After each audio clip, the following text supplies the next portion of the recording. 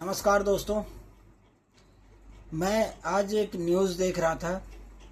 एक छोटे सी जनसंख्या वाले देश जापान जैसे देश के प्रधानमंत्री ने हमारे इतनी बड़ी जनसंख्या वाले देश भारत जैसे देश में एक इतनी बड़ी कंपनी मारुति जैसी कंपनी का एक नए प्लांट का उद्घाटन किया।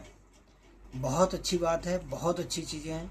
लेकिन क्या आपने और हमने कभी ये विचार किया कि जापान जैसा छोटा देश और हमारे जैसे शक्तिशाली और इतनी बड़ी जनसंख्या वाला देश इस जगह पे कहाँ पीछे रह गए?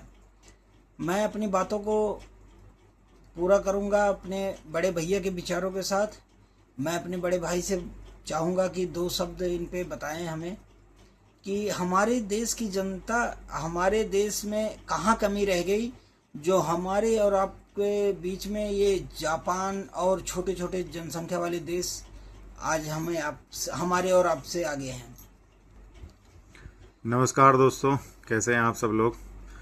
रवि का अनुरोध था कि भैया ये जो आज जापान की जो न्यूज़ के बारे में बताया कि आप इस पे विचार रखें कि जापान सही में मायने में देखा जाए तो वाकई में जापान बहुत आगे है और इंडिया के मुकाबले कहीं ना कहीं बहुत एक छोटा सा देश है।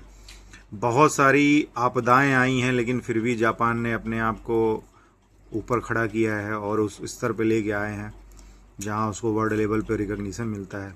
आज जापान की बात करें तो टेक्नोलॉजी के मामले में हर एक के मामले में जापान बहुत आगे।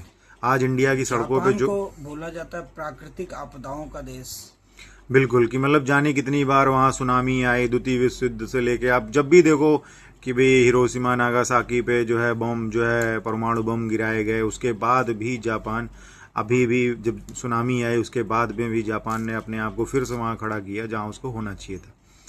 लेकिन टेक्नोलॉजी और इन सब पे हम बात नहीं करेंगे। भारत के पास में भी टेक्नोलॉजी है, हमारे देश में भी जो है अभी काफ़ी तरक्की कर रहा है और हमारे प्रधानमंत्री जी के नेतृत्व में ये देश काफ़ी आगे बढ़ रहा है। लेकिन एक समझने वाली बात है कि जापान आगे क्यों है और हम अभी भी पीछे क्यों हैं।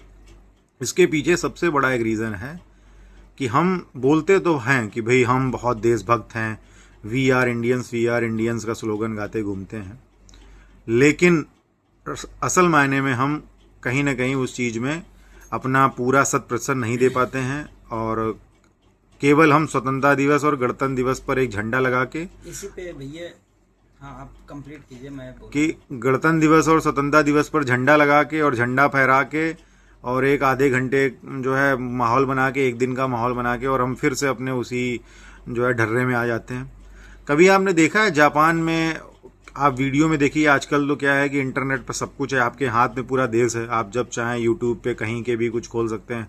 और आजकल तो क्या है कि हमारे देश के युवा लोग जो है ब्लॉग्स बना रहे हैं, भ्रमण कर रहे हैं अलग अलग देशों में और वहाँ की चीज़ों को दिखा रहे हैं। एक हाल फिलहाल में मैंने वीडियो देखी थी, आप सब लोगों ने भी देखी होगी, कि जापान में कोई लड़की, अपनी इंडियन लड़की ने जो है वाइट सॉक्स, बिल्कुल न्यू सॉक्स पहन के और जापान की सड़कों में घूमी और उसके सॉक्स जो है गंदे तक नहीं हुए रोड पे। ये कोई मतलब घर नहीं था कि घर पे घूम रहे थे या कहीं थे, एक पब्लिक जो है रोड पे वो लड़की घूमी और उसके सॉक्स गंदे नहीं हुए। मतलब सोचने वाली बात है।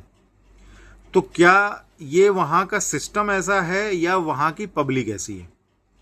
तो मैं आपको बताना चाहूंगा कि वहाँ भैया इससे मतलब मेक इन इंडिया से हम मेड इन इंडिया कर सकते हैं।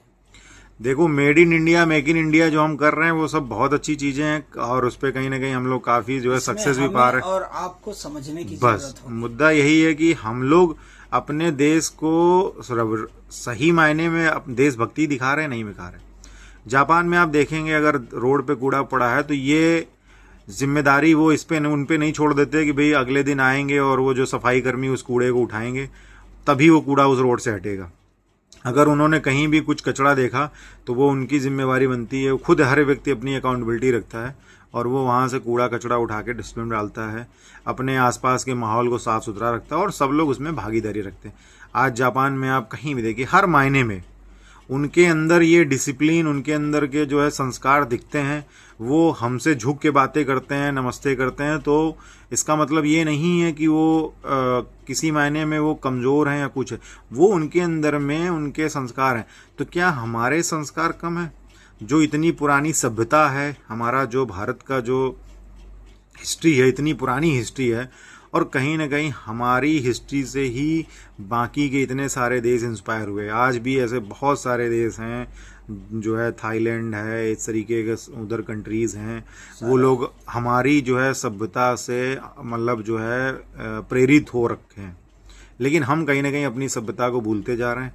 हम लोग कहीं ना कहीं अपना जो है वेस्टर्न कल्चर को अडॉप्ट तो कर रहे हैं, पर वेस्टर्न कल्चर से हम लोग सीख नहीं रहे हैं। आजकल हम कपड़ों के मामले में, रहन सहन के मामले में तो वेस्टर्न कल्चर को फॉलो कर रहे हैं, लेकिन जो सामाजिक निचले स्तर पे जो होना चाहिए उन पे हम कहीं ना कहीं कुछ नहीं कर रहे हैं। आज अगर हमें रोड पे गंदगी दिख रही है, हमारा कोई मतलब नहीं बनता है। अगर रोड में गड्ढा है तो बना रहने दो, कोई गिरेगा, कोई मरेगा, उसके बाद वो ठीक होगा। अगर गंदगी पड़ी है तो हमें कोई मतलब नहीं, हम अपने घर के आमने सामने मेरे गंदगी नहीं होनी चाहिए, बाकी सोसाइटी में चाहे कूड़ा पड़ा रहे, चाहे गंदगी पड़ी रहे, हमें कोई मतलब। इसी प्रकार की तमाम समस्याएं हैं जिसको हम दरकिनार कर देते हैं। तो इन सब चीज़ों पे हमें विचार करने की ज़रूरत है। क्या हम भी जापान के जैसे या जापान से भी बेहतर बन सकते हैं? उसमें कोई डाउट नहीं है, क्योंकि इंडिया ने जब जब चाहा है और इस चीज़ पे विचार किया, इंडिया के लोगों ने, हमारे जो पूर्वजों ने जब भी सोचा है, हमने हर चीज़ का आविष्कार किया। मैंने हाल फिलहाल में ही कभी मूवी देखी थी टाइटन, कि हमारे जो है JRD टाटा जी ने और उनके साथ की जो टीम में जो विजनरीज थे, उन्होंने मिलके कैसे घड़ी का जो है बनाया, और वो घड़ी पूरे वर्ल्ड लेवल पर उसको रिकग्निशन मिला और एक बहुत अच्छे स्तर पे काम किया। तो मेरी आप सभी लोगों से ये एक गुजारिश है, और ये चाहता हूँ कि भाई सारी चीज़ें सिस्टम या सरकार के ऊपर मत छोड़ें, आप भी अपनी इस जिम्मेदारी को बखूबी निभाएं। जिस दिन इस देश का आम आदमी अपनी जिम्मेदारियों को समझने लगेगा, उस दिन इस देश का भविष्य तय हो जाएगा। हम लोग नेताओं के हाथ में छोड़ने से हमारे भविष्य का कल निर्भर नहीं होगा। हम और आप ऐसे ही पलते रहेंगे, ऐसे ही लड़ते रहेंगे, ऐसे ही रहेंगे। ये देश हमारा है, ये प्रकृति, ये वातावरण, ये समाज हमारा है। इसको सुरक्षित करना, इसको संभाल कर रखना हमारी जिम्मेदारी है। हम अपने आने वाली कल की जनरेशन्स को क्या दे के जाएंगे, ये सोचना बहुत ज़रूरी है, क्योंकि समाज में धीरे धीरे बहुत सारी समस्याएं आ रही हैं। जब तक हम लोग एकजुट होकर इस पर विचार नहीं करेंगे, तब तक इन समस्याओं का हल नहीं होगा। मैं इन बातों से, यहीं से अपनी बातों का विराम लेता हूँ। फिर हम अब किसी एक नए विचार के साथ में आपसे जुड़ेंगे, और हमारा छोटा भाई रवि जो है आपके साथ मुझे जोड़ेगा, और हम लोग फिर से उस बात पर बात करेंगे। फिर से मैं आपको अपने बड़े भाई के साथ जोड़ूंगा, एक नए विचार, एक नए आशा के साथ, जिसमें हमें लगे कि हमारा और आपका कुछ अच्छा हो। धन्यवाद।